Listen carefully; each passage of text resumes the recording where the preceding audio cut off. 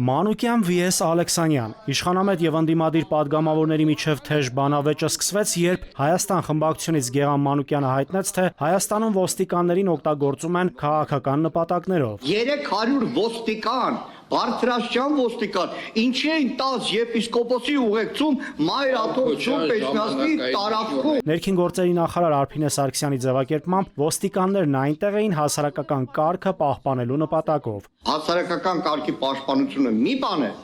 այն ուղեկցող ոստիկանների անօրինականությունները նստատել լրագրողները։ 11 լրագրող է նստած, 11-ից մենակ մեկն է նեյտրալ լրատվականի ներկայացուցիչ։ Մնացածը ընդդիմադիր ուղղվածության լրատվականներ են։ Ալեքսանյանի հայտարարություններին արձագանքող լրագրողին էլ ԿՊԱԿ-ը հորդորեց հաջորդ անգամ հանձնաժողովի նիստի ժամանակ չարձագանքել падգամավորին։ Մյուս անգամ հանձնաժողովի նիստի ժամանակ չհամարձակվեք խոսակ падգամավորի հետ։ Ընդդիմադիր падգամավորը Ալեքսանյանին հորդորեց լիազորությունների մեջ մնալ։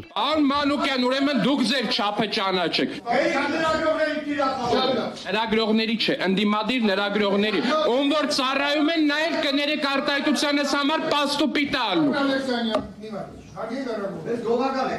Մթնոլորտն ավելի լարվեց, երբ падգամավոր Թագուհի Թովմասյանը արձագանքեց Վահագն Ալեքսանյանի ձևակերպումներին եւ հորդորեց լրագրողներին չթիրախավորել։ Այդ չասեմ նվաստացուցիչ ձևակերպումներ, թե քանի մարդ, քանի խմբագրության դեմ էր հերթ կանգնում, որ հարցազրույց տար։ Եվ այսօր լրագրողներին դուք կարող եք կանգնել, բայց եկեք դուք մի արձագանքեք, ես իմ քաղաքական արձագանքն եմ տալիս։ Բանավեճը տեղափոխվեց թմրամիջոցների դաշտ։ Մանուկյանը հայտնեց, թե անչափահասների շրջանում թմրամիջոցների համատարած շրջանառություն կա։ Նախարար Սարգսյանն էլ, թե Հայաստանում անչափահասների մոտ թմրամիջոցների շրջանառության մասին ցանկացած գրառում կամ հանրային տիրույթում ցանկացած միտք ենթարկվել է ստուգման։ Պարոն Մանուկյան, մինչ այս պահը ես ունեցել եմ 0 հաղորդում եւ 0 նույնիսկ օպերատիվ ճանապարհով տվյալի փոխանցում, եթե նույնիսկ մենք այն տրամաբանության մեջ ենք, որ ցանկալի չի հաղորդում ներկայացնել ոստիկանությանը, տվյալը տանք, դուք գնացեք ինչ ուզում եք արեք այդ տվյալի հետ։ 0 տվյալ, Համատարած է թմրանյութը,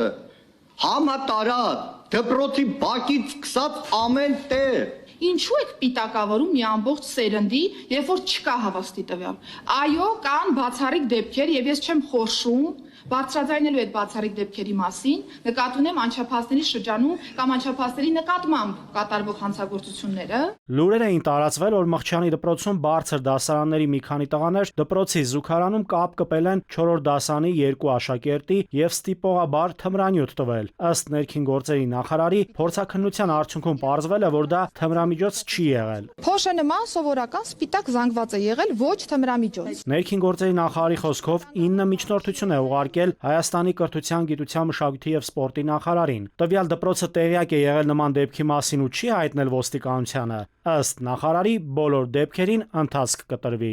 Նաիրի Մուրադյան, ժամը լրատվական։